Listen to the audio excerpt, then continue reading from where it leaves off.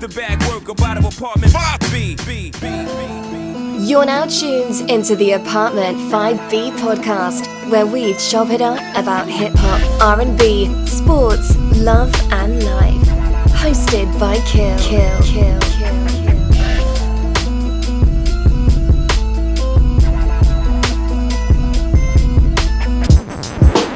Ladies and gentlemen, this is the big moment we've all been waiting for.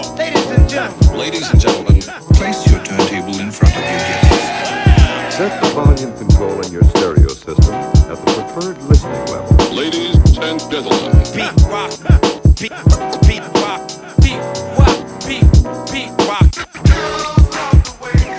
What's good? You tuned into Apartment 5B, hosted by your man Kel. I got the squad with me tonight. Grant is in here already. yeah, In his bag. In the cut. I'm in the cut, yo.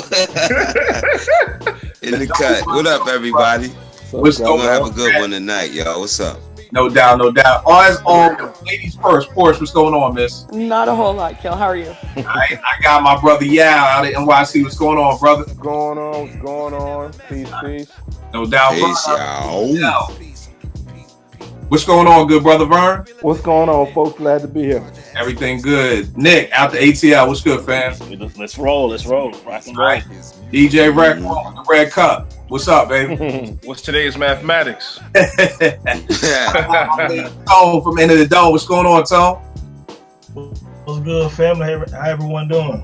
And we good, man. We all good. You know how we do. We jump straight into it. Yo, we are talking about today is Illmatic, the hip hop Bible, in which people, I think you will get in more trouble I think you could say I don't believe in the Bible, and you get less feedback than if you say you don't think Illmatic is in your top 5. You know what I mean? Now that's a whole nother show we got to do about that way of thinking, but neither here nor there. We're talking about, is Illmatic one of your top 5 favorite hip hop joints ever? You know what I mean?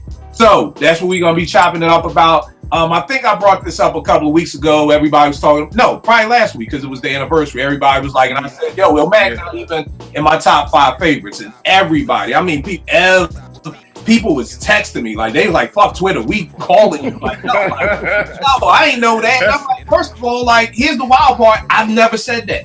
In 3 years of doing podcasts, I've never said anything about it. I think it's just one of those things that it was stamped, and it was just like, Illmatic is the greatest album ever, and everybody just agrees with that. So first, let me say this: this is no hate.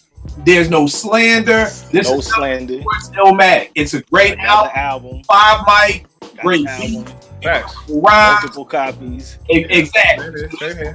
I just want people to understand that this is not any slander. You know, if it's in your top 5, great. If it's not, that's cool too. But Can I say that I appreciate you saying that, brother? Because I'll get in big trouble, man. Exactly.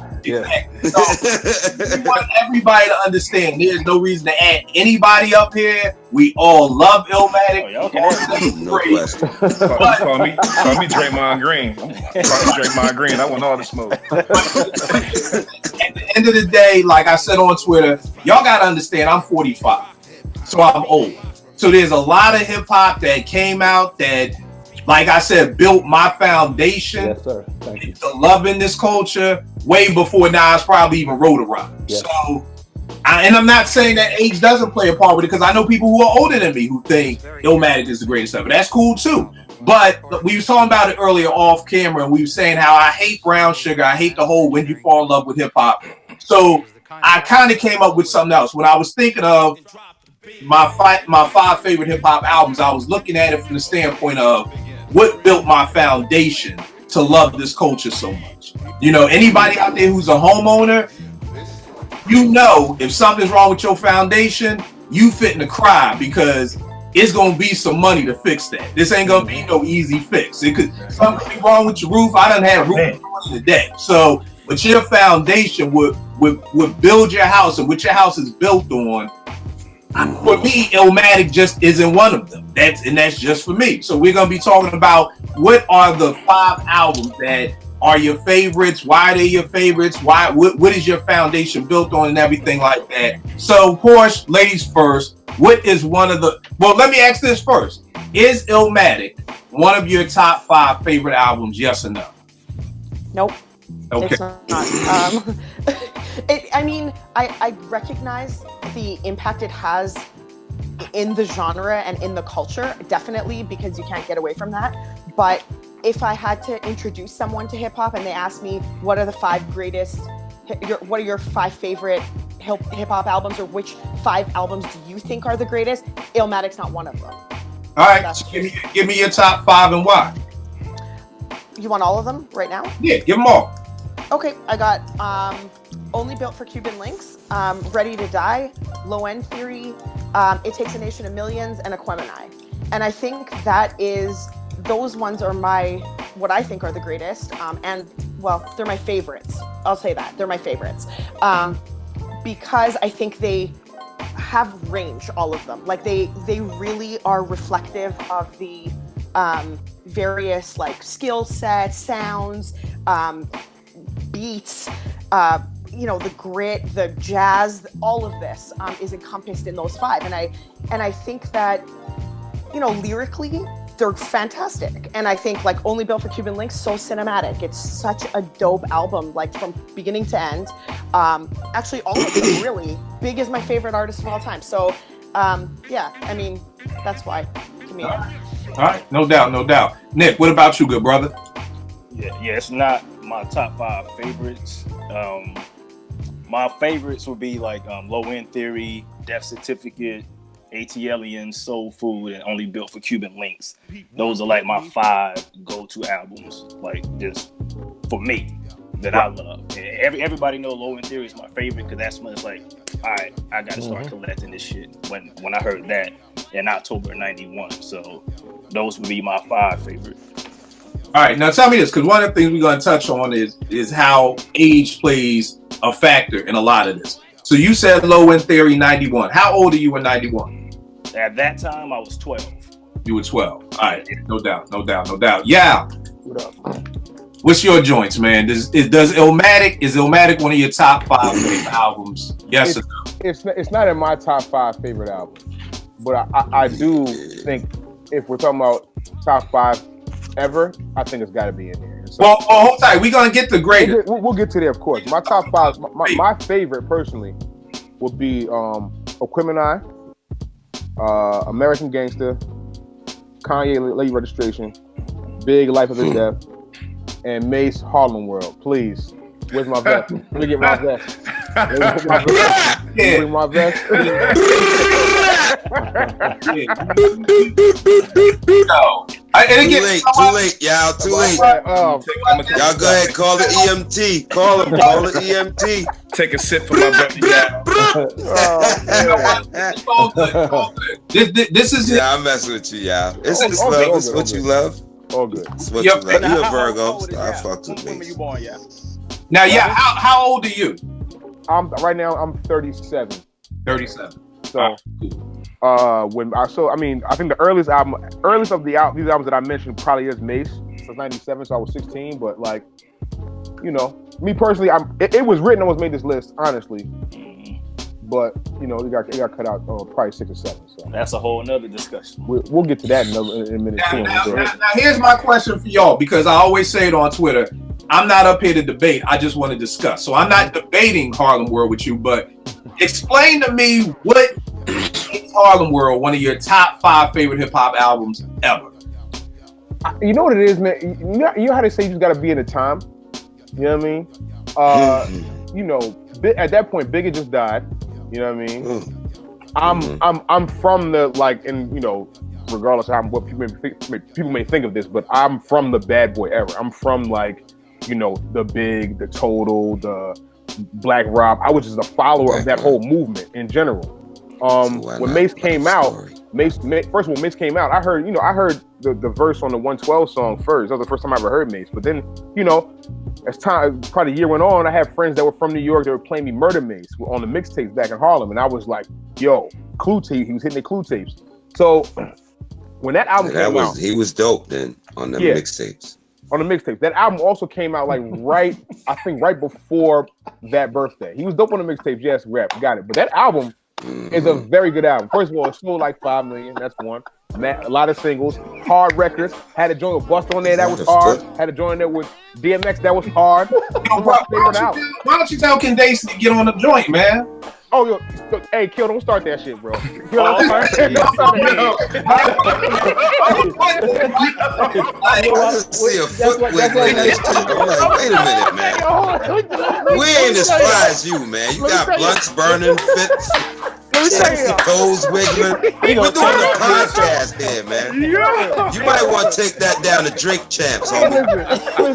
Listen. Let me tell you something. Hey, you might want to take that to Drink Champs, man. Kill, real quick. I got some liquor right here, but hey, this ain't Drink Champs, man. Candace was in the studio with me last week. She was in the studio with me. She posted a little footage from the studio session. Yo, do you know how many people asked her, like, yo, when you gonna get on the joint? So I'm like, yo, nah. Like, if she's serious, fine, but she's not serious. And as soon as you gonna ask that right now. No, the reason why he's asking you that is because right there. That's why we laughing. Oh, her foot? Oh, her foot. Yeah, we saw her foot. Oh man. Oh, he ain't know. Nah, he didn't even know. He didn't even know. Oh my God. Hey. She got That's why I was saying that. Hey, that's why I said that. No doubt. Got pretty feet. She embarrassed. Hey, it's too late now. Live TV. We live. I know, right? A moment. The podcast. A moment. Talk about it. Gonna be right on the podcast. You got Harlem World. You got that. All right, Grat. This Illmatic. Oh, Vern. My bad, Vern. No, Vern. All right. So, Kill. Of course, I didn't do it the way you're asking. So, if you allow me. I'm 46. So what I did, I'm gonna give you my 5, but I'm gonna give you some more that will answer the question. In 1986, Raising Hell came out. In 1986, License to Ill came out. In 1987, Paid in Full came out. In 1988, It Takes a Nation of Millions came out. In 88, Straight Outta Compton came out. 89, 3 Feet High and Rising. 91, Low End Theory. 92, The Chronic. 94, Southern Playalistic, and Illmatic. So to ask, so the first question, no, Illmatic is not in my top 5. That's not to say it's kind. I kind of equate it to ask somebody who saw Kareem, Magic, Isaiah, and Bird play. To ask them, is LeBron the best? It's like, dude, I can't negate 20 years of legitimate greatness and act like I didn't see that. So. My 5, I got Paid in Full, It Takes a Nation of Millions, 3 Feet, Low End, and Southern Playlist. Okay. All right. No doubt. Grant, what you got, good brother? Tone, or me? You want to go? You ready? All right. I'll try. All right. So let me see what I got here. I got a lot of things here. I had a greatest list, and then I had a faves list. So do your faves list first. Do your faves. Okay. So my faves list, I got Big Time. I got Great Adventures. I got Low End Theory in there. Mecca and the Soul Brother. Did I say Takes a Nation? Nope. No, you didn't say that yet. Okay, and then I'm tied up like with another. I'm on like 6 really because I'm tied up with Illmatic and Infamous because let me say how this works for me. Illmatic and Infamous to me are linked because to me Infamous built on top of Illmatic. He introduced us to that world, and then Infamous took us even deeper. Like he brought us to the front door of the projects and showed us the outside, the projects and showed us some things. They brought us into the stairwell. You know what I'm saying? They brought us into that session in the stairwell. You know what I mean? So those 2 albums for me are like linked. So that's why I say like with favorites. Now, with my greatest, I had. We're gonna get to the greatest. We're gonna get to the greatest a little later. Oh, okay. Right. What are your top 5 faves, and does Illmatic make the cut? All right. Like I said, it balances with it's Illmatic and Infamous. They kind of, to me, they're almost like one extended album. You know what I mean? So Illmatic is in there with Infamous. I got Big Time. I got Great Adventures. I have like more than 5 top fave. But that's why it's kind of rough for me. For what I wrote, what came right to me was Illmatic, Infamous as together, Big Time, Great Adventures, Mecca, and the Soul Brother, and Takes a Nation. All right, no doubt. That's what came to me as my favorite. That's what I wrote down, but I know Low End Theory's in there, and some other things that I got are in there. All right, no doubt. What about Daily Op? Oh yeah, I got Daily Operation too, y'all. It's my favorite, and it might be one of the greatest albums ever, y'all. Right, we gonna hold that. We gonna but we gonna hold that. Brett, what about you? What's your top 5, man? So I got my top 5. Smith and Wesson, The Shining, Low End Theory, Tribe Called Quest, Redman, There Is a Dark Side, Gangstar, Hard to Earn. All right. Hard to Earn. Those are your top 5 faves. All right, no doubt. Yeah. What about you? Yeah, man, I'm gonna go with Run DMC self-titled album. Mm-hmm. Just real quick, I'm basically your age, Kill. My brother's 7 years older than me, so he was DJing in the early '80s, and the first rap shit I ever heard was Run DMC self-titled joint, and Hard Times, Sucker MCs, It's Like That, Rock Box. It made me absolutely love hip hop, and that's probably my favorite album. You know what I'm saying? So I go there. Illmatic is one of my top 5 favorite albums. I mean, I'm right up. I used to be a poet, I guess, and it's poetry in motion for me. So Illmatic is one of my top 5 favorites. Midnight Marauders. I go back and forth, man, because the Low End Theory is absolutely brilliant. You know what I'm saying? But I'm gonna go with Midnight Marauders because there's not a song I listen to more than lyrics to go. You know what I'm saying? So I'm gonna go with Midnight Marauders. Only Built for Cuban Links. I mean, it's like watching The Godfather, man. Ghost and Ray was absolutely flawless on there. RZA was at the apex to me of his producing. North Star is probably the best ending to a rap album I've ever heard. Yeah, I mean, this is pretty much flawless. Cuban Links is some futuristic hip hop, man. It still sounds fresh today, and it's engineered pretty good, believe it or not. Because RZA's not the best. They don't do the best engineering with the Wu-Tang. You know what I'm saying? Like Dr. Dre would. You know what I'm saying? But the engineering on Cuban Links is pretty dope. I also go with Black on Both Sides of Most Def, man. That's one of the most dynamic albums I've ever heard. You'll do a song like hip hop and then do the Umi Says or whatever, and then that New World Order joint, man. I mean, Most Def was just New World Order. It was kind of New World Order. Excuse me. It was just all over the place, but it was brilliant at the same time, man. So Most was just, he was on point, man. So I think, is that 5? If that's not 5, I'm gonna go with Illa Del Half-Life with the Roots, man. Okay. That was my album in 1996, man. I played it pretty much every day, man. In the dorm room, though, all the time.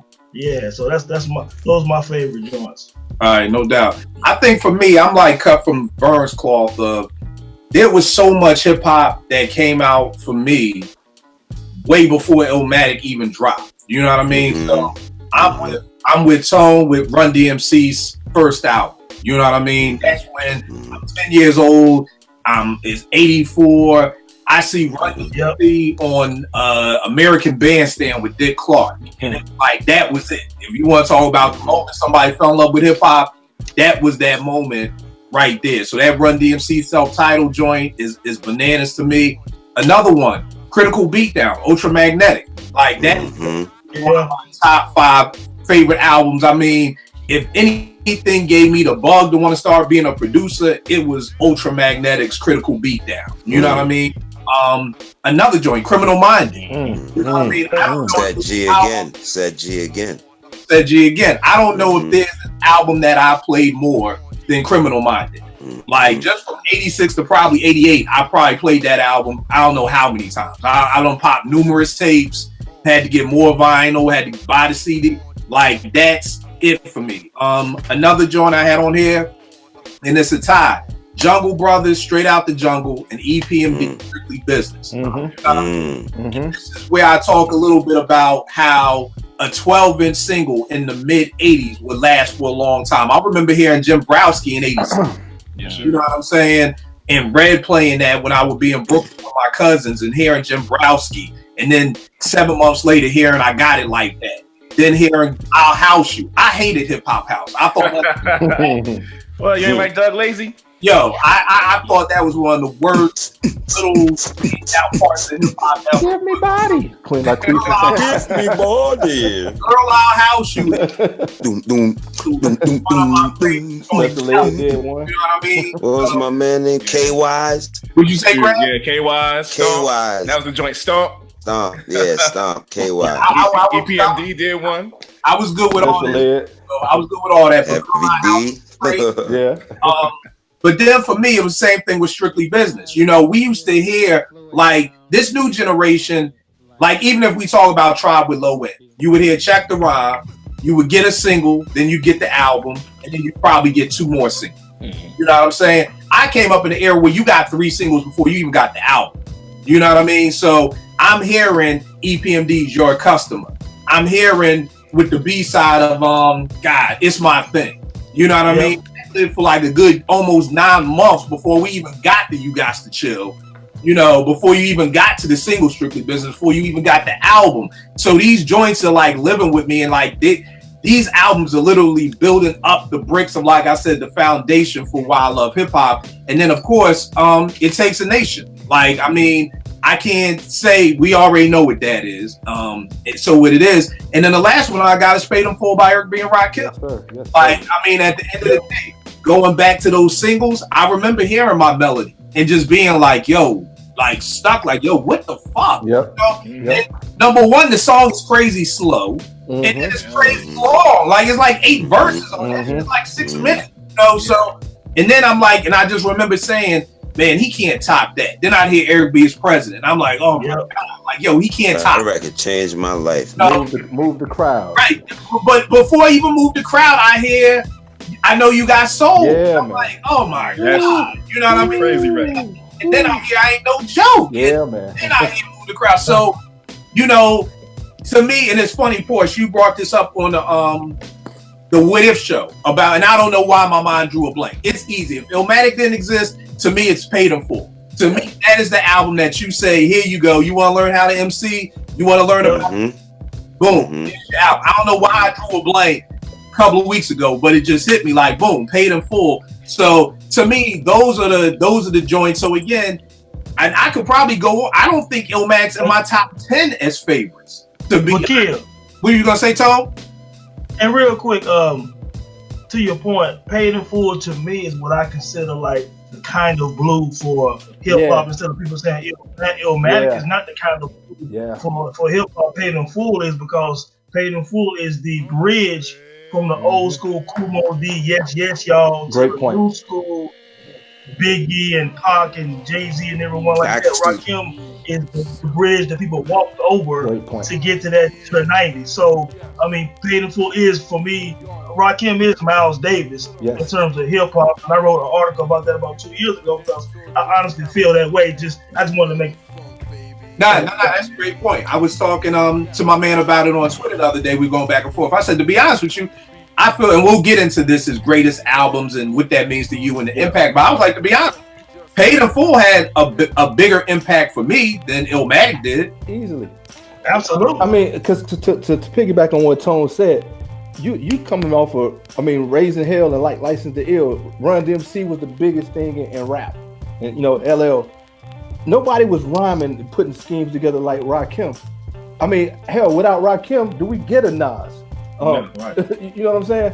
And so all those patterns and the way he rhymed like an instrument. So I had heard Nas before I heard Nas. Not to diminish Nas' greatness at all, but I already seen Kareem and Magic and Isaiah. So, you know, that's my thing on it. Nah, I feel you on that. Now let's talk about real quick. What's the name has said? DMC has said.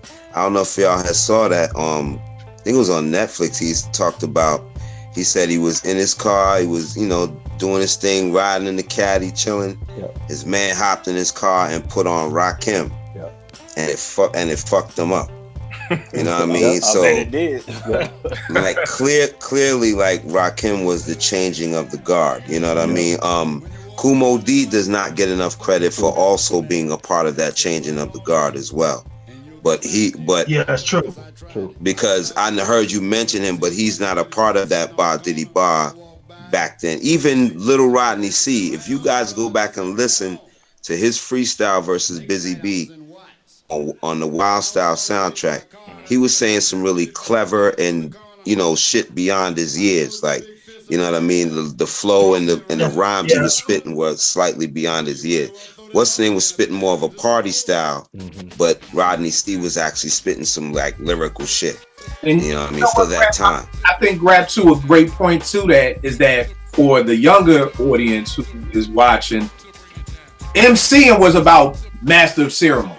You know what I mean? When MCs got started back in the 70s, the DJ was really the person. The person. They were the headliners. The MC was no question was pumping up the DJ. Right, exactly. It was almost like, if people remember Def Comedy Jam, it was like Martin Lawrence. Like, you just coming out to get everybody hyped for the other comedians. You sell one or two jokes, then you leave the stage and let. So for the MCs, they were just the Busy Bee. Like, where the people at? Where all the fine ladies at? You know, get the party moving and grooving.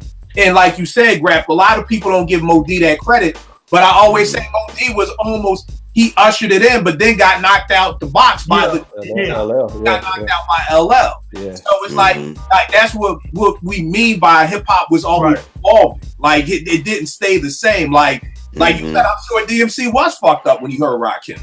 Because at a certain point, Houdini had to realize, yo, this funky beat shit ain't working no more. Like, it ain't working no more. We ain't you know, same thing with a lot of people. Curtis Blow, you know, Houdini, Run DMC. I mean, I think Run, because they were as big as they were, they continue to have that. But I mean, once you get past Raising Hell, I mean, Tough Left, I mean, yeah, you got Run's House and Beats to the Rhyme, but other than that, it was over. The album down, you know.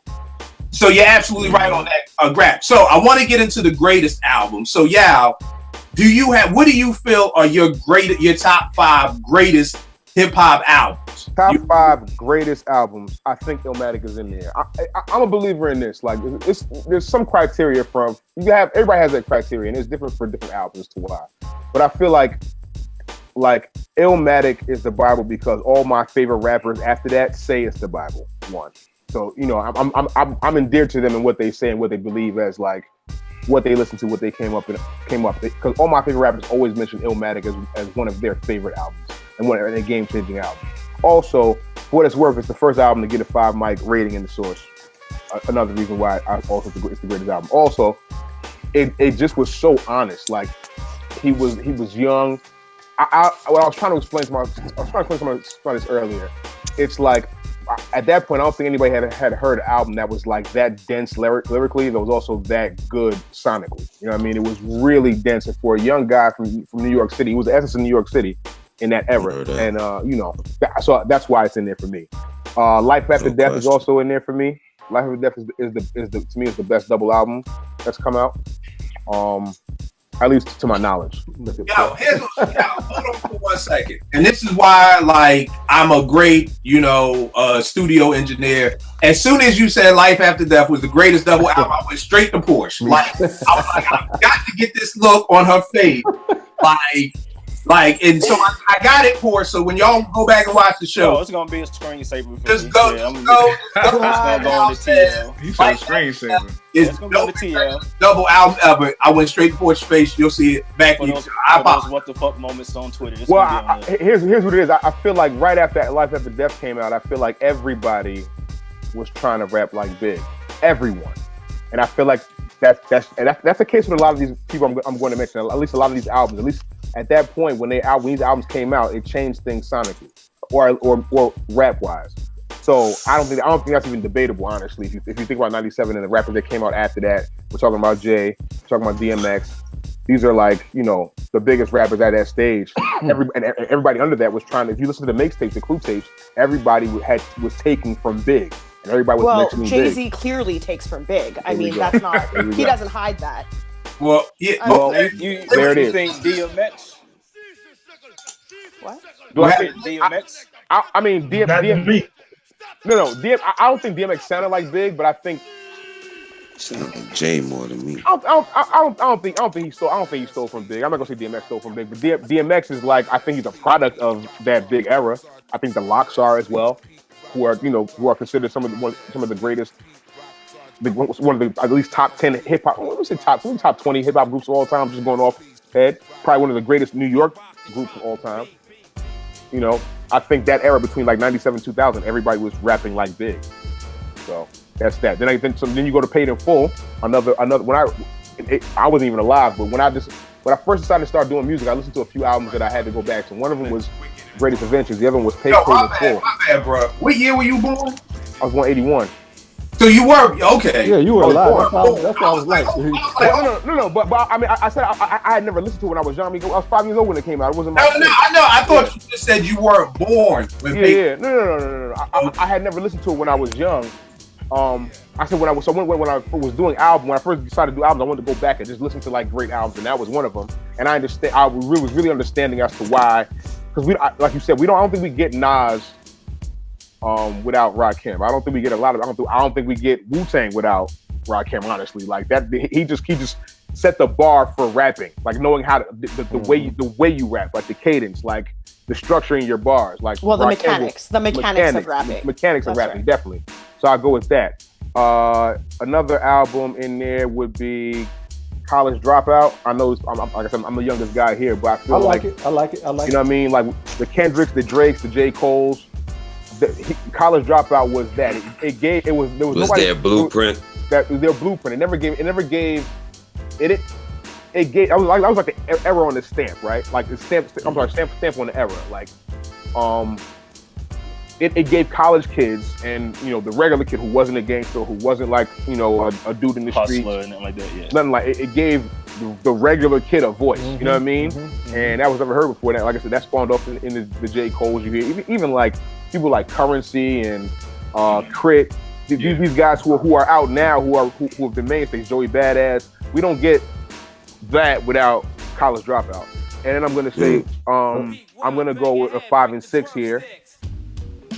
Don't get mad at me. The Chronic and Doggy Style. No, you know what I mean? I see that's that. Fair. Yeah, that's fair. I think I always tell people this, but after that, I really started to notice things like when Drake was putting out music, even that first album, Chronic, to this day, those songs come out. They slap way harder in my speakers. Way harder, than any other record. You know what I mean? You play the Wu-Tang behind Drake. Like, the fuck out of that album. Like the drums and like I said, my favorite West Coast song ever is Nothing But a G Thing. I was like 11 when it came out, so it was like, I was really influential when you see that video. You see Snoop, you know what I mean? So Chronic, Doggy Style, 5, 6 for me. Was you rocking the flannel? I definitely tried to rock the flannel and a bandana. My mother quickly shut that down. Let me ask you this, y'all, because one of the things I'm looking at is certain years. So, you said you were 11, very influential. I get that. How old were you? What year was it when you were 10 years old, When I was 10, it was 1991. 1991. 91, 92, let's say. All right. Vern, what about you? Greatest hip-hop albums ever? Paid in Full. I don't think we have to go into that. It Takes a Nation of Millions, just the sound of it, what Chuck was saying, what he represented, what he stood for. I know Chuck D kept one of my good dudes from selling drugs, man. So that in of itself is enough. I'm gonna say this just because of what it did in hip hop. We had never heard nothing like it, and it was right off the heels of Straight Outta Compton. 3 Feet High and Rising changed things to me. I mean, nobody was doing what De La Soul was doing at the time, and they were bold enough in the face of all that to just be themselves. And to me, it sparked my next one, Low End Theory. De La gave Tribe the boldness to do their own thing. So Low End Theory is 4, and I'm gonna just say it, bro. Southern Playalistic. OutKast put the whole South on their backs. Before Southern Playalistic, we had 808 Booty Shake, music from that people consider the South. The Luke stuff, Jam Pony Express and all that kind of stuff. Atlanta was the South with substance. Yeah, right. Exactly. We Crisscross, and LaFace. But they brought South with substance. So you got dudes from the South not trying to be from New York, but spitting And then Rico and them bringing that soul sound, you know, not trying to sound like New York. I mean, Rico says it on the Art of Organized Noise. We wasn't trying, you know, we paid homage to them. PA was with their first act that they put out, and they was trying to sound like New York. Like New York, exactly. Yeah. So finally, they're like, man, we're gonna be us with bass and organs and all that Curtis Mayfield, all that stuff. Southern Playalistic for me changed everything. Put the South on their back, gave the region respect worldwide, and spawned one of the greatest hip hop groups of all time. Can't be mad at that. What about you, Porsche? Top 5 greatest, and then does Illmatic make it? Nope, Illmatic doesn't. Well, here's the thing. Illmatic makes it because everyone jumps on that. Like, if someone was to ask me, Portia, what are the greatest albums? I'm not naming Illmatic, but my little asterisk there is the whole wide world of hip hop reveres Illmatic as the greatest, so you might want to check that out, but not me, you kind of thing. So with that said, I also want to say that region plays a factor in this, and we haven't mentioned that, but it does, because I was born in the Middle East, but I grew up in the central part of Canada, which is like North Dakota of Canada. So hip hop was very, very, very difficult for me to get a hold of. Like I've told you guys many times, ODB's album was not allowed in the record store. We had to go to the States. Oh wow! Yeah, like that joint was readily available.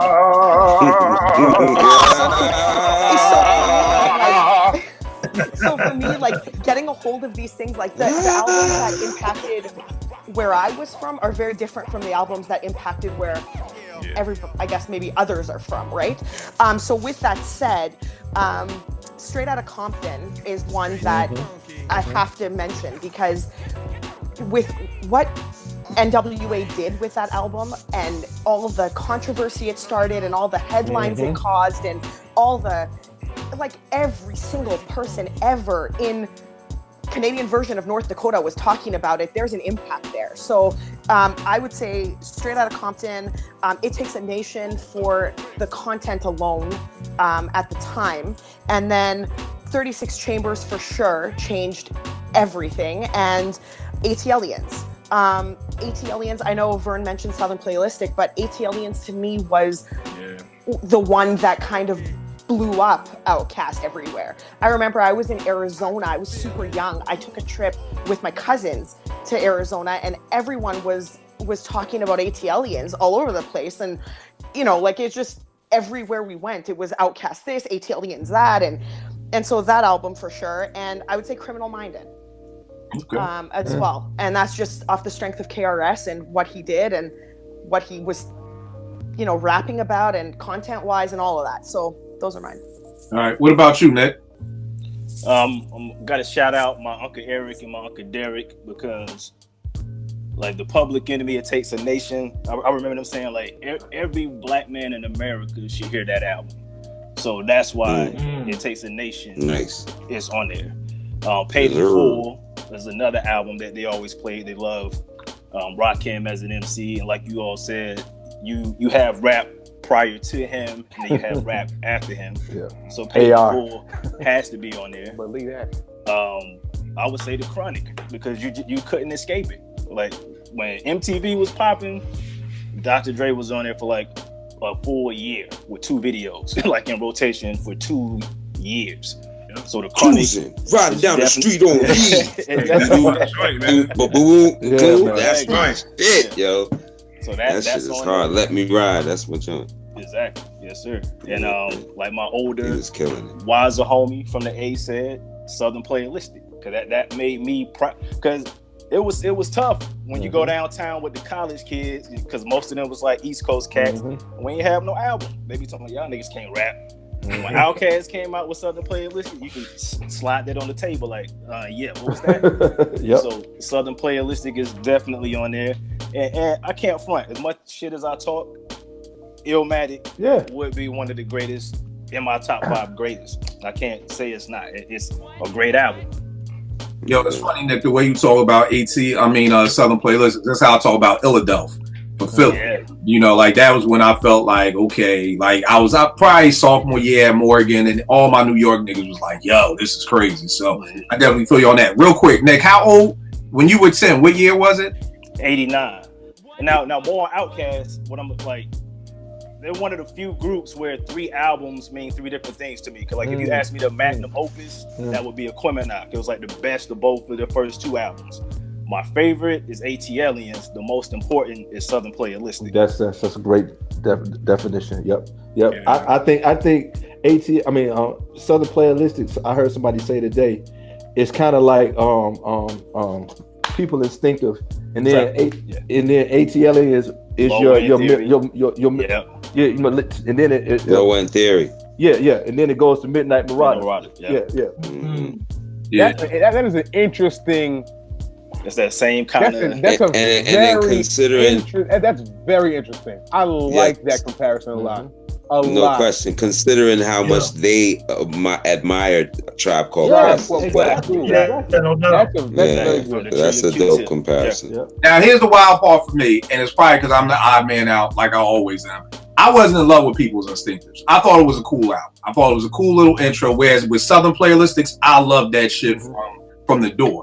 I always say the Roots to me followed Tribes because I thought, "Do You Want More?" I thought it was cool, you know. But and like Malik, I can make a nerd say he's what you talking about. But then with Illadelph, it was like, oh shit, you know, it was like a whole new sound. Like I said, with People's Instinctives, you could tell by when I heard "Can I Kick It" remix, that was Tip. Like going into the low end, because my biggest thing with People's Instinctives was it was too light in the ass for me. I mean, I love Bonita. I wasn't a fan of "Can I Kick It" like that until the remix.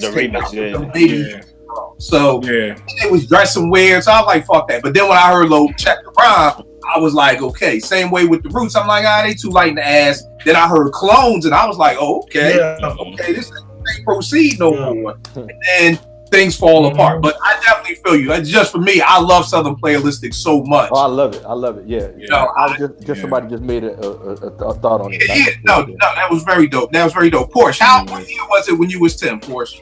Oh, Kill, I don't disclose that information. I've been 23 for the last 15 years. Kill, I am 23 years old. You do the math. Right. You how old were you? I mean, what year was it? When I was 10, it was 82. 82. All right, cool. All right, Grab. Greatest hip hop album. Wait, hold. Let me clear this up, homie. I was born during the weekend of the Attica riots. I'll let y'all look it up and figure out all that. I was literally born the weekend of the Attica riots. It started, I think, on the 9th, and it ended on the 13th. I was born on the 11th of September. What year is that? Go look it up. Like 71. Do your math, son. I'm probably the oldest dude here. Yeah, you are. I'm the oldest here. What are your top 5 greatest albums, and does Illmatic make the cut? All right, let me talk about that. All right, so I'm gonna just go like this. My greatest, of course, Takes a Nation. Daily Operation, Low End Theory. You know why? Because Daily Operation was the album I had on cassette, and I never had to touch it once I pressed play. To me, that's a great album. Everyone has one album. When you put that shit on, you do not have to touch it. You don't. It's not like, let me fast forward that one joint or them 2 joint. You don't gotta touch it. All right, so that's why I have that on there. Day Lies Dead, because that was the maturing of that sound. Low End Theory, I said Takes a Nation, Low End Theory, Daily Op, and then Paid in Full, and then I have Illmatic running right beside Paid in Full. Let me talk, because Paid in Full, like y'all said, was that blueprint. To me, Illmatic was that second coming. You know what I mean? Was like, I'm going to keep this blueprint going so that the new Jenny will know how to do it like you did it, King. You know what I mean? Yeah. So I respect Illmatic on that level. To me, Illmatic is like a Basquiat painting. Why? Because when you look at a Basquiat, for everybody who looks at it, it's something different. For some people, that shit look like trash. For some people, it looks like something amazing. For some people, it's like, oh, I can kind of dig it. I can. But what is the thing about a Basquiat? The value of it can never be denied. So that's why the Illmatic album to me is like a Basquiat painting, because the value of it can never be denied. Everybody may view it differently. It's not in your top 5. It's not in your this. It's not in your cool. But the value of that album cannot be denied. You know what I mean? In my eyes. You know what I mean? In my humble opinion. Born during the Attica riots. You know what I'm saying? I got the question. DJ Rec 1, what about you? Five greatest? Hold up. Nick got a question. They got a question. Theories is canceled. Well, no, because like we said, Paid in Full is the blueprint. We said Nas kind of continued it. Who continued it after that? Well, what do y'all think is the next album? That's a good question.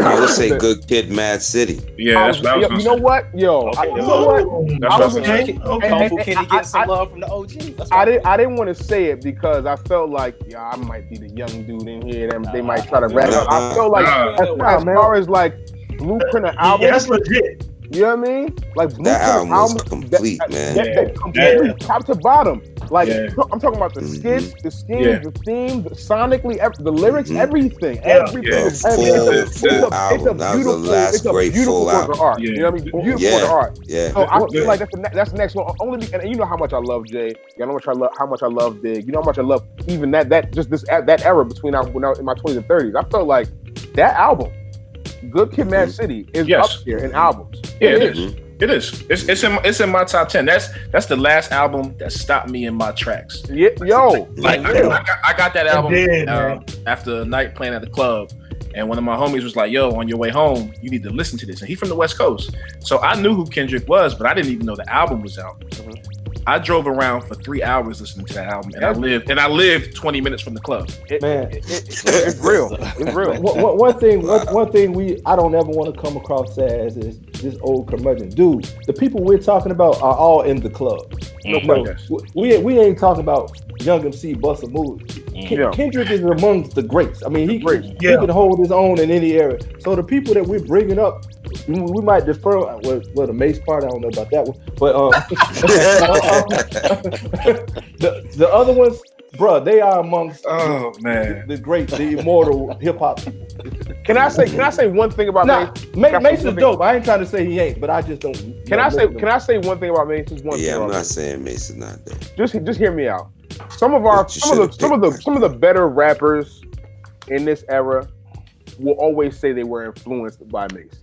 They will. Like Pusha T says it all the time, mentions Mace. Kanye mentions Mace all the time. You know what I mean? Wow. So, you know, I even Jay will talk about Mace's run that year of his music out as like a bar for him. He always says it in his rhymes. So I don't want people to get things misconstrued. Like, let me ask you a question, y'all, because you just said that year of his run. I called that. Yeah, I did. That was that's like a skip, like a run. He just be feeling the same 3 years. Like that 1 year, his run, like I mean, because it blazed him for 1 year. Look, something else, but that ain't a run. Listen, for what it's worth, Mace got hot as fish grease for a year and a half. Say what you want. He at a certain point. I'm not debating that. I'm just saying I can't define it. We can't use it like that because Nelly was hot for a minute. Hey. Ja Rule was hot. So you know. Hey, look. To me, the run got to be like when Nick talks about RZA's run from like 93 to 96. That's a run. Like Mace being hot for a lot of fish grease out here. Look, here we go. Oh man, a lot of fish grease out here, y'all. A lot of cats with the Crisco can. I get it. I get it. A lot of cats with the Crisco can. And my Crisco can get full, yo. I got the least gray hairs on the panel. I get it. It's all good. At least you still got your hair, man. At least you still have your hair. The thing that I want to say is that I can't speak intelligently on it because I never heard Murder Mix. I was introduced to Mace when with that shit when they jacked the message with Puff. That's bad boy. Right. So I didn't hear any Murder Mace. So you know what? for what I hear about Murder Mace, it was a big difference between Murder Mace and Bad Boy Mace. So, you know, I digress to just say, like I said, but it still shit wasn't a run. But continue.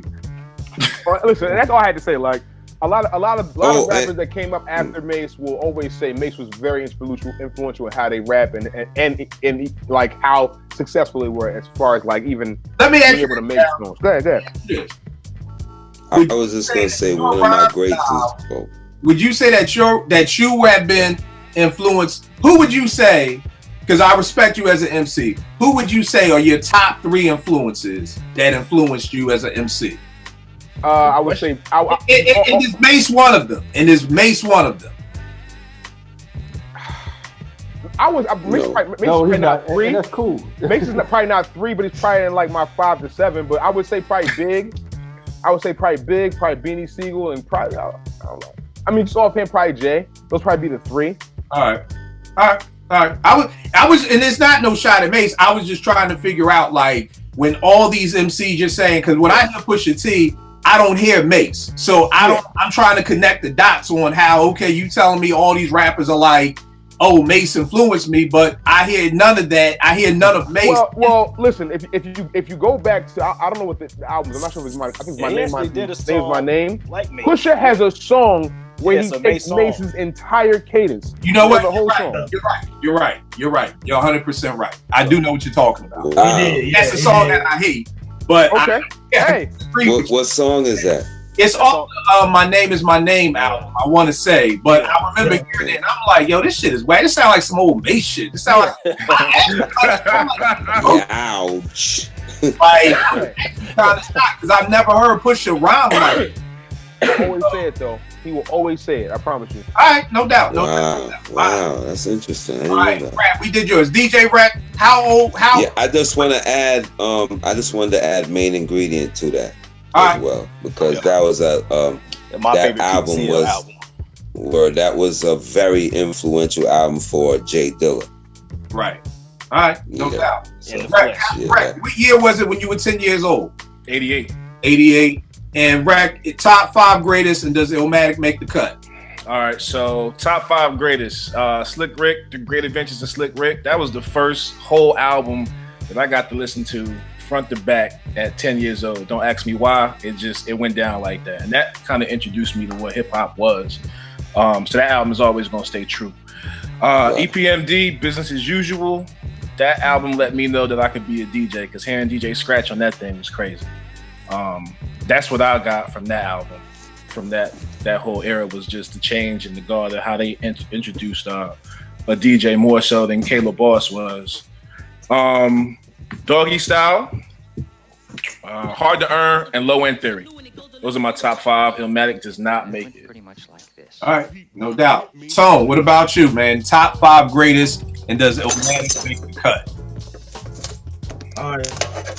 So, yeah, first, Illmatic does make the cut. I think Rap said everything I could say, man, about the abstract of the album, man. I don't need to go in details, man. Everyone's heard everything about Illmatic possible. I just think it's one of the top 5 albums ever. Number 1, I will go with PE Taking Nation of Millions. You know, think about the 80s, man, and crack, and you got Night of the Living Bass Heads, man. You got what's the other joint? Rebel Without a Pause, and bringing Black Still Now with Chaos is still one of my favorite rap songs of all time, man. The production on Take a Nation is like top notch. The engineering is smacking the soul, brother. What can you say, man? I mean, you can't move that out of the top 5 for me. Number 2, I'm going with the Chronic, man. The Chronic is the West Coast to me. It's the picture of the West Coast. It's the picture of the LA riots. It's the picture of Dr. Dre and the introduction of Snoop Dogg, really, even though, of course, he's going to get deep cover. But Snoop Dogg is the star MC on the Chronic. You know what I'm saying? So I think the Chronic is the best engineered hip-hop album of all time. You put that shit on right now. You bought that CD back in 92. You can pull that, dust it off right now, put it in your car. It's the clearest music you'll hear. You know what I'm saying? Dr. Dre is an amazing engineer. It sounds, it's crazy. Ready to Die, man. The MC and Biggie did on Ready to Die is just when I think about Give Me the Loop, man, I'm like, dude, you really rapping like this, dog? Like, it's crazy what Biggie was doing on Ready to Die, man. All from the intro to Suicide Thoughts, man. You know, it was groundbreaking to me. Paid in Full, we already talked about that. So I kind of have a 5 and a 6. Aquemini is brilliant. You know what I'm saying? Like, I think that's probably the most brilliant Southern rap album and one of the most brilliant rap albums, period. It reminds me of the De La Soul Is Dead and the 3 Feet High and Rising with the brilliance of the way the album was constructed. And what else, man? I think that might be it, man. I'm rolling with those. All right, no doubt. Illmatic actually does make my top 5 if we're talking greatest. We've already said Paid in Full, how it linked to Illmatic and everything like that. So that's definitely there. Of course, P's Nation, for everything that Tone just said. Y'all know I'm a big book dude, so I got to shout this out real quick. The joint No Half Stepping, it tells you the story of the Latin Quarter, is one of the most infamous clubs in NYC in the 80s.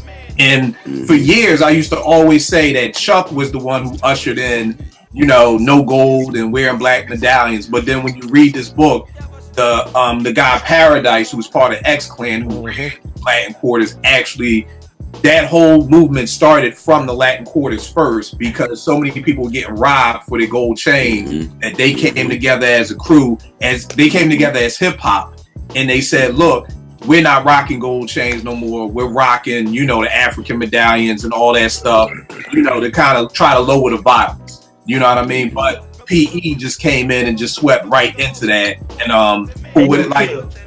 What's up, Tom? And speaking of PE, man, if you guys look, this is the tape right here. I don't know if you can see that. This is the original tape I bought back in like 88, 89 of Public Enemy, man. I got a whole box full of old tapes, man. So gotta keep it authentic, man. Takes a Nation a Million, man. The tape version. I would probably my next joint will probably be Low End Theory Tribe, just because the sound of jazz and everything like that. Guru and them and Primo was using jazz before, but Low End just brought it all out. Like, that's when everybody liked hip hop. Just now everybody wanted jazz records. I mean, myself included. My mom's is a jazz musician. I never paid any attention to her music until Low End Theory came out. Like, you know, then I was like, Mom, who's this and who's that? I remember saying, yo, who's Ron Carter? And she was like, the picture of this nigga and me who's on the piano. Like, and I'm like, oh shit, wow. Like, and now I'm like all in my mom's face, like, yo, give me some jazz and sample or whatever like that. So I think Low End just ushered in the whole movement. And one of the albums I think a lot of people don't talk about, but I feel like was hella important, KRS-One's By All Means Necessary. You know what I mean? And the reason to me why that was so important, I was listening to it the other day, and when Illegal Business comes on, this what can you get? all about crack being sold, how cops work with the crack dealer to get the crack in the streets while the crack dealer can't be arrested. And like, again, 89, this was so over my head, you know, because I want to say Chris said he was like, we said something that 22 is the age. So he was 22 when he dropped this album. In 89, I'm 13. I'm 14, 15. So a lot of this was over my head. You know what I mean? But listening back to Illegal Business, the whole Stop the Violence, you know, that whole Stop the Violence movement, I think resonated with Chris because of Scott's death. You know, so we're still dealing at a time, we're still dealing with hip hop at a time when all the heavy hitters could come together and work together. You know, the way Jazzy Jeff and Fresh Prince was saying, like, yo, we got together with all the artists and we said we boycotting the Grammy. You know what I mean? Like, you can't do that shit now. You know what I mean? Somebody is gonna, you know, Cardi is gonna be like, fuck y'all, I'm going, or somebody gonna, but it's too much. But at that time, so to me, just by all means necessary, was definitely one of those albums. At the time, I didn't know anything about Malcolm X.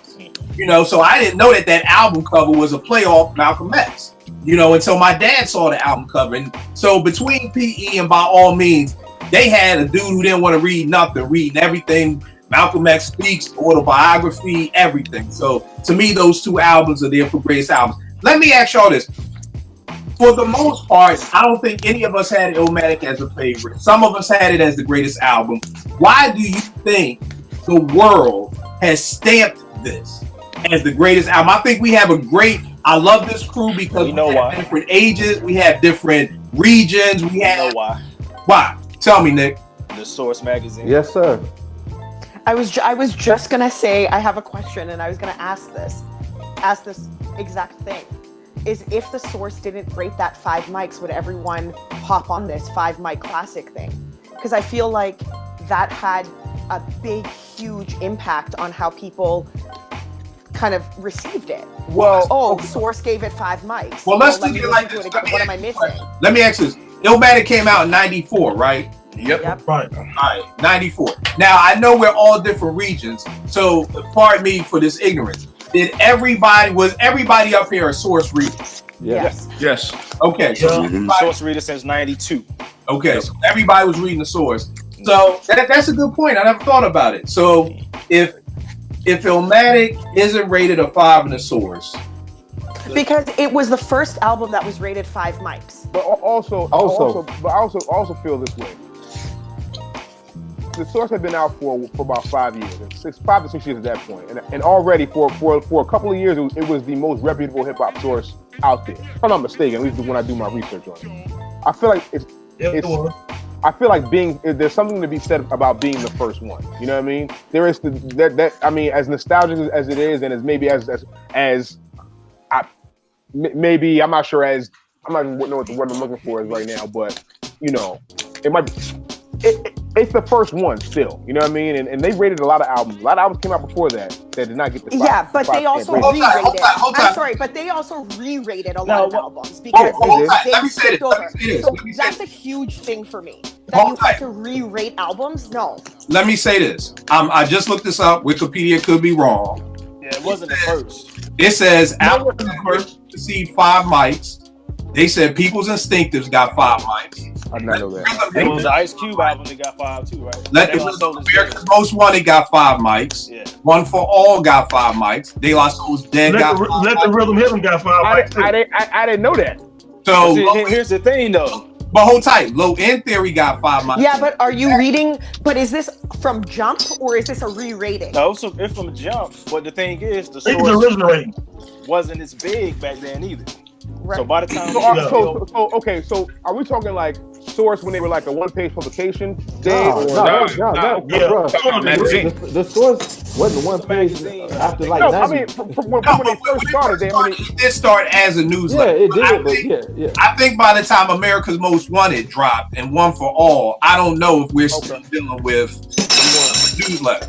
You weren't. So it's not. So Illmatic wasn't the first 5 mic album that got. Rakim got 5 too. Okay. Now he did, and here's the thing, because I don't have the magazine, but I remember it. Gangstar was on the cover of the magazine that got. So he wasn't even on the cover of the Source. Because at first I was gonna say, well, maybe if he was on the cover and it was like Illmatic 5 mic, he wasn't even on the cover of the issue where they talked about Illmatic and where it got rated. Right. They didn't want to give it 5 mics. The female writer pushed the board to give it 5 mics. They wasn't going to give it 5 mics. They was giving Illmatic 4.5 mics. The same way they did later on with the Chronic. The Chronic got 4.5 mics. You know what I'm saying? They But got 5 we knew the classic. They got it wrong. And Kill, and also to add to that, I can remember this because I was thinking about this when I was driving home today. At the time, Q-Tip, Tribe, my favorite group, favorite rapper. I remember reading Q-Tip say, "Man, this is the greatest rapper of all time." You know, and this is before he came out. And you got all these people lauding him, and me and the contrarian that I am, everybody telling me you gonna love this. This is the greatest. This is the greatest, dude. I almost felt like it was a press release and a press movement before it came out. It's like, man, let me live with it. Let me make the decision for myself. There was a lot of hype coming off of Live at the Barbecue. That's the thing. I mean, it was the hype of Live at the Barbecue, but keeping in mind that Live at the Barbecue came out, I was still in high school. It was 91. It came out a couple years. He did Back to the Grill again after that. We still had to get Back to the Grill where he dropped the verse. We still got Halftime on the Zebra soundtrack. But and just since we're talking about it, it has albums that were originally received. So everything I just said got the 5 mics. Albums that were originally received 4.5 mics and were later re-rated was Breaking Atoms, Death Certificate, The Chronic, Only Built for Cuban Links, Into the Ready to Die, the infamous Only Built for Cuban Links, 2001. Wow. Albums that were originally received 4 mics and later re-rated to 5. Grip It, On That Other Level, Ghetto Boys, Doggy Style, The Diary, Scarface, The Score, Fugees, and Reasonable Doubt, Jay-Z. So everything I named, so the People's Instinctives, all of that were originally those 5 mics. So just that was still early 90s though. We gotta realize the source was a lot bigger by the time Illmatic came around. But it seems like everybody is saying because the source said, and the source was more well known at that time too. So when the albums you're talking about, it's like 1991. We're talking 94. Like it done passed just the East region. Like everybody reading the source at this point. Right. And like he said, you got like Q-Tip, Lost Professor, Pete Rock. So everybody just the like, next coming. Yeah. All right. And remember on Midnight Marauders, Lost Professor said rapper Nas gonna top it or something like that on the Midnight Marauders. A lot of people were big in the world. When you drop it, So listen, I just feel like, I mean, he was talking about his own album though. And also by the album When I Dropped It.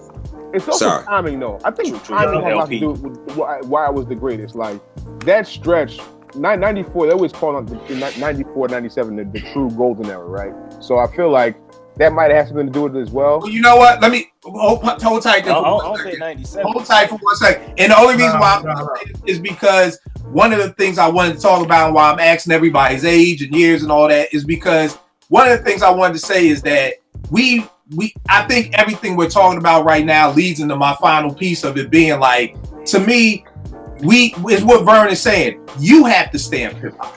You know what I mean? You can't let somebody else stamp hip hop for you, in my opinion. You know, so everything that you all are saying, I think is it. It was the 5 mics. It was everybody hyping them up. It was all these things that came together. So it was a hype machine behind Nas. It was respected people though. That's the thing. And on top of that, like you said, it's the respected people. You also have to chime in with this is the first time a randomly no-name MC for the most part was able to get beats from the dopest producers on the planet. I also think there's something to be said about Nas's age at the time. That does definitely play. He was so young. He was coming with these lyrics that people were like, "What the heck?" Like, older people weren't doing that, and I think that matters.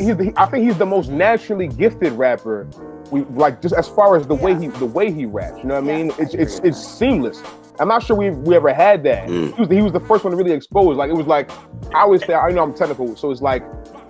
I always say the bridges and like the wordplay. It was like the bar structure was really different, but it all sounded like you can go with it. It sounded like it all belonged together. You know what I mean? He was one of the first people to really do that. I think that's another reason. It was like that's why everybody was blown away. It's like I said, even Rakim had a format. You know what I mean? There's a format to the way he rapped. So if you guys understand what I'm saying, you know what I mean? But Nas didn't have that, and it just sounded so. I don't know. Just sounded seamless to me. I mean, I think it's all those things, but the reason I stopped you, was when you were saying, 94 that this was the golden era. Everybody got a different golden era. Yeah, and everybody, so and I was saying that on Twitter. I said, there's somebody out here who their golden era is 2000 and 2009, and just like clockwork, somebody jumped in and was like, Kill, you're right. That's my golden era because Jay had the blueprint. You had Kanye. So we can't stamp, the 80s was the golden era. I can't expect somebody 23 to be like, yeah, OG, you right. Like, no, your golden era is gonna be what era spoke to you. And for me, like I always say, and age plays such a huge difference. Now that we're all older and we're all living the same life, 2 years doesn't seem like much. Like Ev is only 2 years younger than me. But when I was 10 in 84 and fell in love with hip hop, he was 8. There's a big ass difference between an 8-year-old and a 10. Me working with kids, I get it. An 8-year-old is in 4th grade. I'm taking French 1 in 4th grade. A 2nd grade is still learning how to read. So I can't expect the stuff that, even though Ev, we all in the 40 and over club, and it's like I'm 45, he's 43. There's still a difference in that 2 years. You know what I mean? Like a huge difference in how you heard and what you heard. So even that 2-year span can make somebody say, you know, I really wasn't feeling the jungle. When I tell people Straight Out the Jungle is one of my favorite albums ever, anybody who's younger than me, people who's 42 look at me like, the Jungle Brothers? Like, Jungle Brothers was dope. Yeah, but, the first 2 albums. It was dope. You know, whereas to me, the first 2 albums are both 5 mic albums. And even more important than that, Kill, sometimes their album is not as dope as what they brought in. You follow what I'm saying? There is no tribe, there is no De La, there's no no native tongue. Yeah, native tongue experience. Without Jungle. So even more so than the album is the movement that they sparked. Right. Yeah, so I mean, I just think that that's the thing that we all have to realize. I see it, you know, we all see it every day. What's the real golden era? What's this? What's that? It's like, bro, it's all about what spoke to you. It's all about how old you were. I'm not trying to force feed nobody like, yo, this was the era you need to listen to or anything like that. But I think everything that everybody's saying is that it's just like, wow, Illmatic is the hip hop Bible, basically because we were told it was. You know, I tell my wife this all the time. Like she'll be debating the Bible and stuff. I said, you got to stop assuming that everybody believes what you believe. And I think a lot of times heads, you know, you'll get that New York bias a lot. Like Nas, like, dude, no. 94, Nas wasn't hitting like that in Atlanta.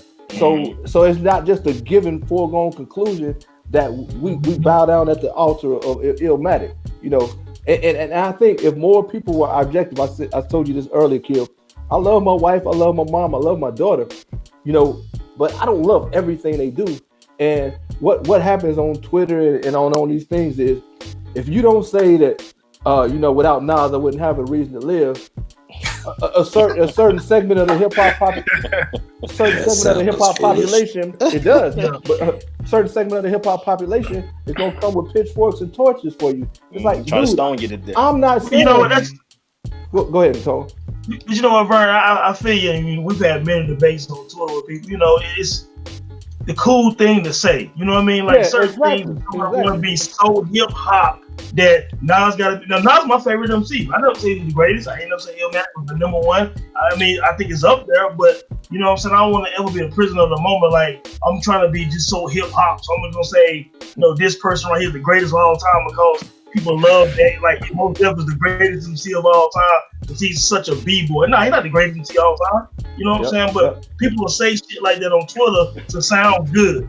You know what I mean? Don't say that. Don't say Illmatic is not number one, or you don't know hip hop. You know what I'm saying? Like, that's not the case. Well, who was on hip hop then?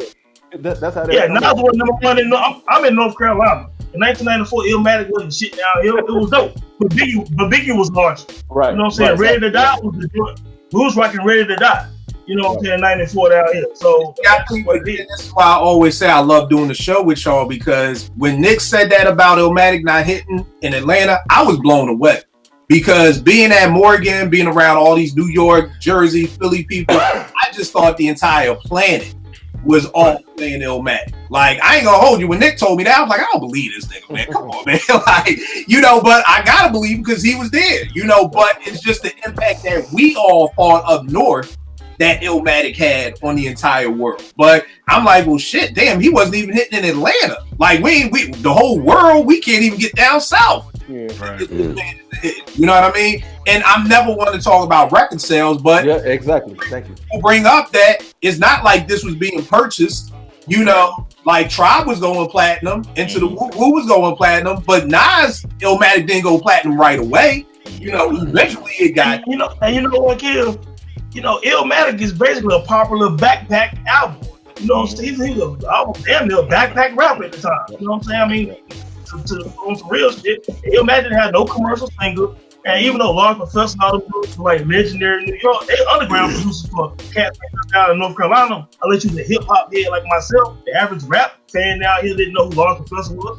You know what I'm saying? They ain't think breaking down with no damn classic. You know what I'm saying? Like, it wasn't like that. You know what I'm saying? So Oz was an underground rapper. He came down here to a small hole in the rock club in '94 performing. Cats was like, all right, what keep murdered? You know what I'm saying? Like, that's how it was. Yeah.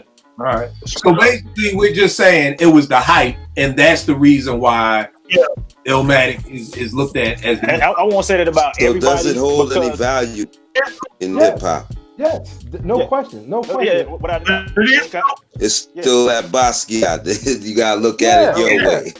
Okay. I love it. Yeah, and again, keep in mind, I'm bringing it back because some of y'all mofos out here watch the show, don't pay attention. You already know. No slander. No slander. At all. Just heard Tone say Nas is his favorite rapper. Yeah, my favorite. Yeah, so this is no slander. This is you can still think somebody is great and not think they're the greatest ever. You can. Right. Hey, Kid, can I say one more thing? Yeah, what's up, Tone? Can I say one more? So, and people were jumping on my back, and I'm standing by this right here. Nas was still a better MC on It Was Written than he was on Illmatic. Now, you can say Illmatic is a better album, but in time, you get polished more. Like, Biggie was better on Life After Death because he was more polished. He had more flows and more something that in variety. Nas doing I Gave You Power. Ain't no I Gave You Power on no damn Illmatic. You know what I'm saying? I mean, one time, nigga basically freestyling. I mean, he doing a shootout. Elevation. He elevated as a great point. You know what I'm saying? So, I mean, it's the same thing. That's what I always say. It's the same thing from Southern Player listed to ATL into Criminal. I mean, it's the same thing. Yeah. And the wild part is when you say that, whenever one of my teens get in my car and I play something, I always start with I Gave You Power. You know what I mean? Because I'm always like, I always want to present something to them and then ask them, now, can your favorite MC do that? Not saying I can't do that with New York State of Mind or The World Is Yours or One Love or anything like that. But the first thing I always go to is I Gave You Power. And that's the one that like just floors them. That and Rewind are the two Nas songs that like floors my teens to be like, oh shit, this nigga is really like the shit. You know, I don't know if New York State of Mind will be too over their head. I don't know what it is, but those are the two joints I always go to. So I definitely feel you on that. Anything else on Illmatic? Again, no slander. You know, I want to say one thing. So I ask a lot of questions on the TL just to get some, hip hop dialogue going. I'm sure you guys have seen it. But anytime I ask a question about, what's your favorite beat in hip hop? What's your favorite track in hip hop? The funny thing to me is nobody mentions Illmatic anything when it's isolated.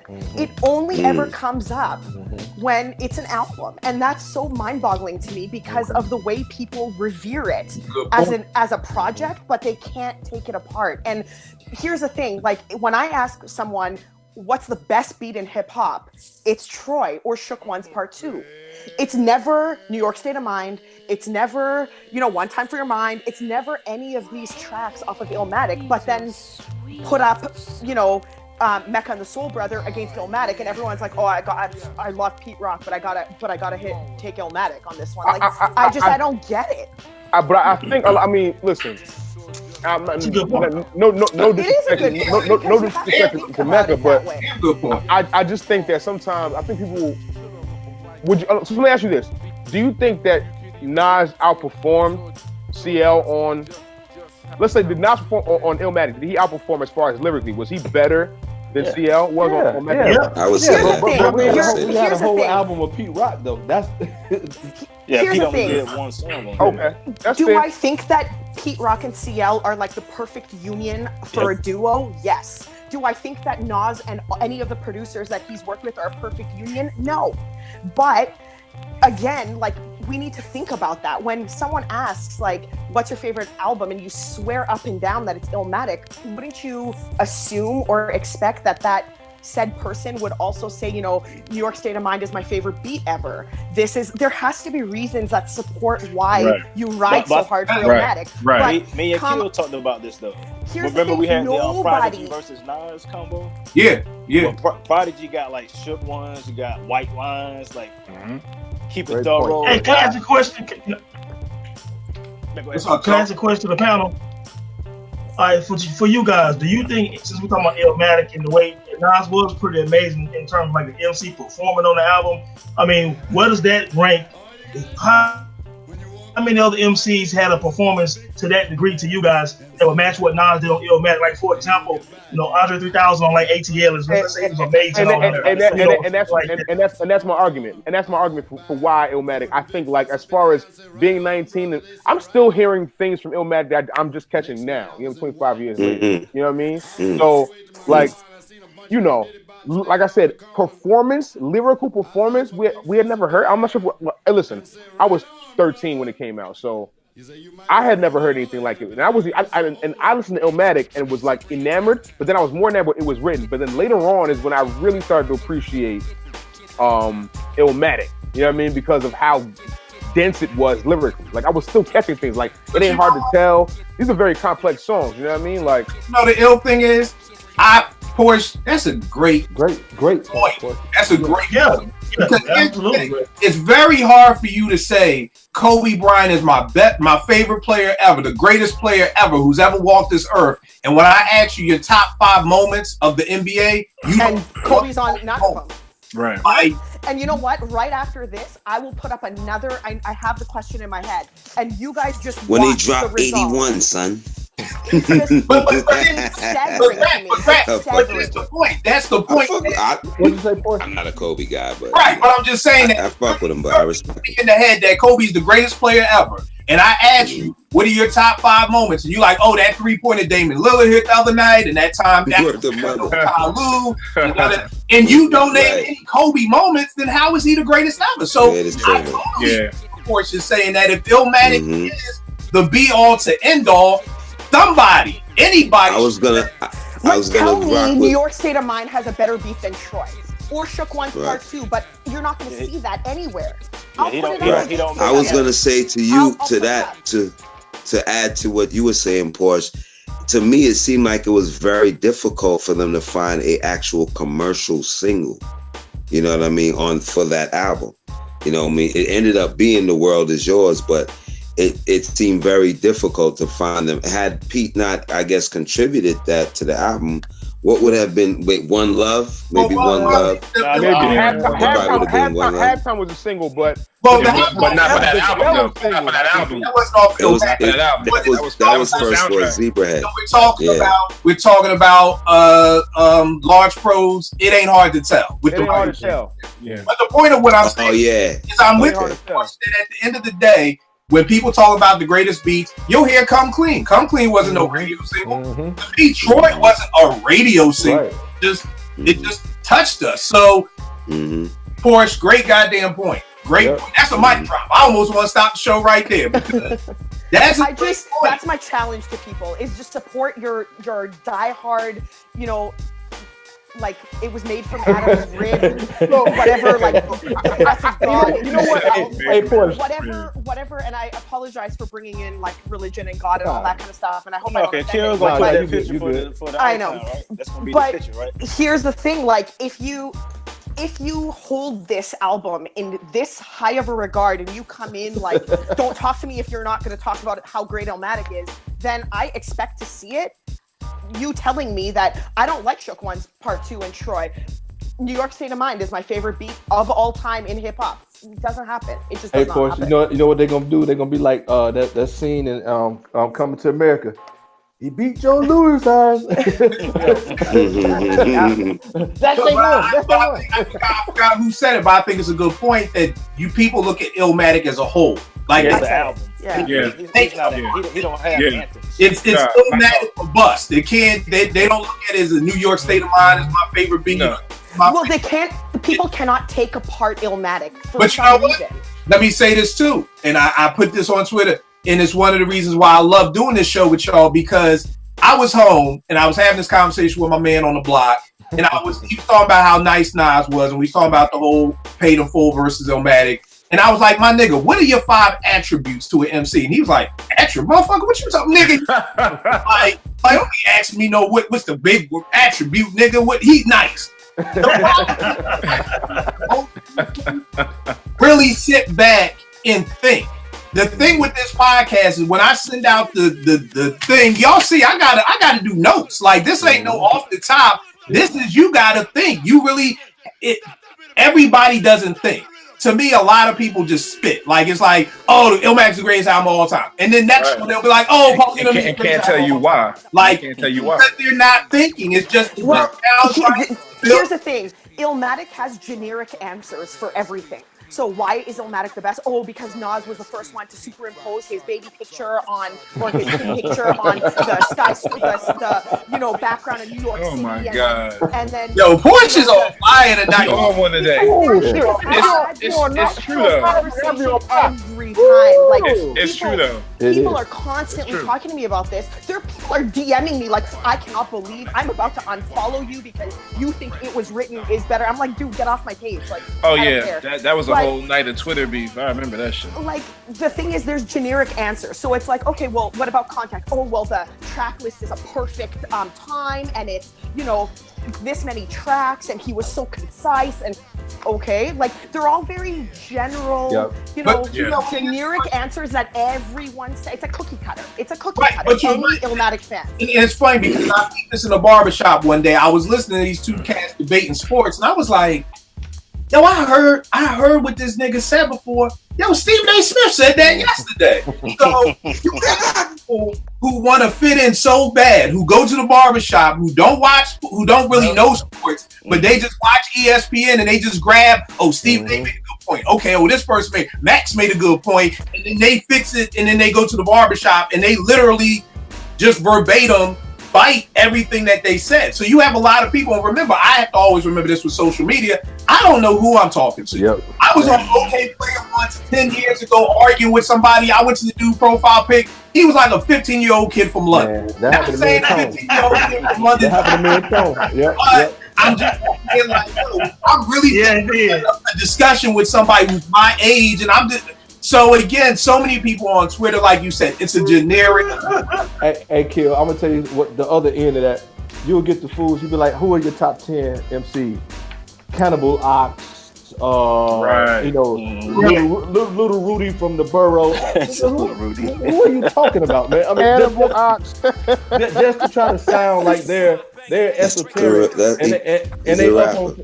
No, and they MF Doom top 5 or some shit like that. Yeah, or Street Life. Like, come on, dog. Don't even start Street Life. The Street Life cat. Ain't Cannibal Ox from Philly? Like, what happened, Brad? Nah, is Cannibal Ox from Philly? Nah, he ain't from Harlem. Nah. Oh, Vast Air.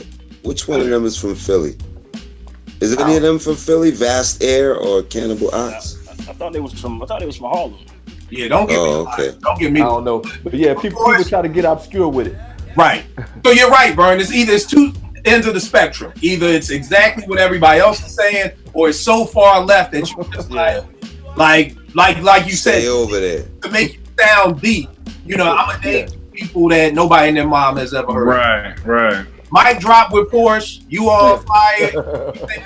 You taking up an offering. You get the offering. She had that focus space at the beginning for Yeah, she did. Yeah, y'all could have seen the show before we start recording that we all laughing and joking and Porsche just like this. Yeah, she's like, I got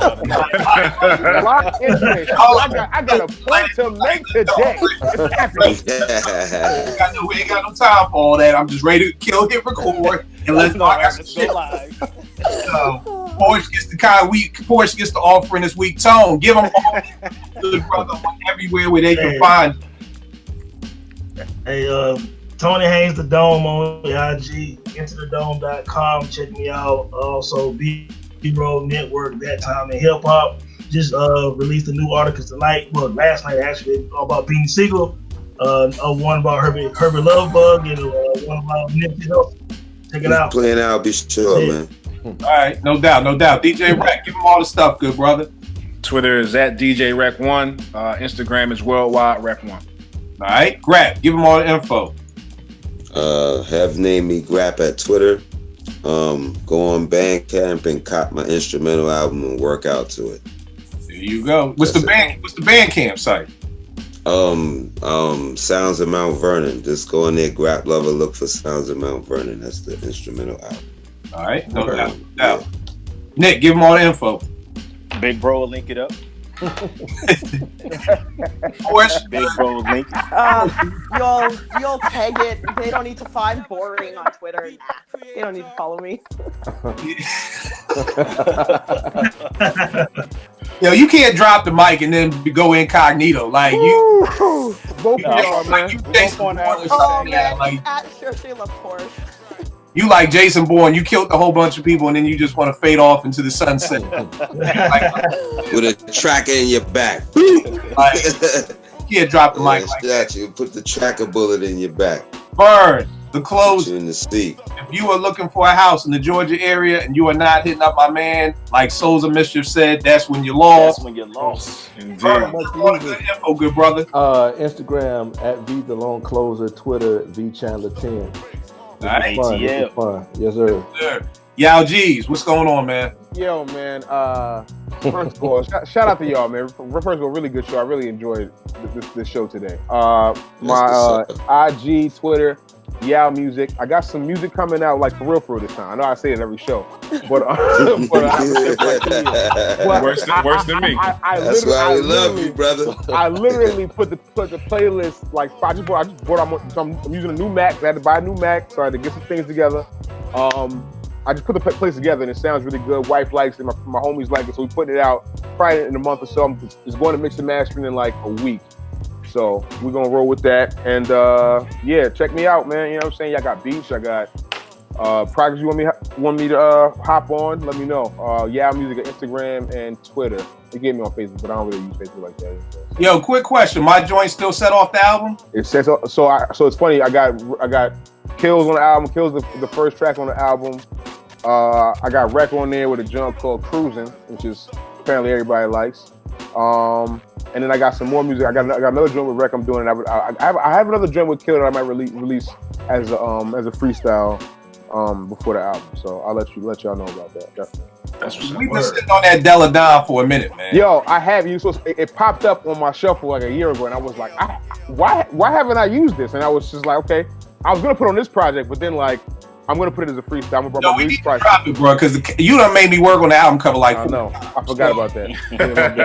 my bad, brother. I mean, it's still relevant. It's still dope. So I'll put it out. I'll put it out real soon. I got y'all. All right, no doubt. Y'all already know this with me, Kill 889, Twitter, Instagram. Check out a joint, me and my man Cash, Burn Hayes. We did a salute song, the Nipsey Hussle called Hanging. And it's getting a lot of love. I'm actually not shocked, but it's getting a lot of love. I'm not used to getting this much love on Twitter for music.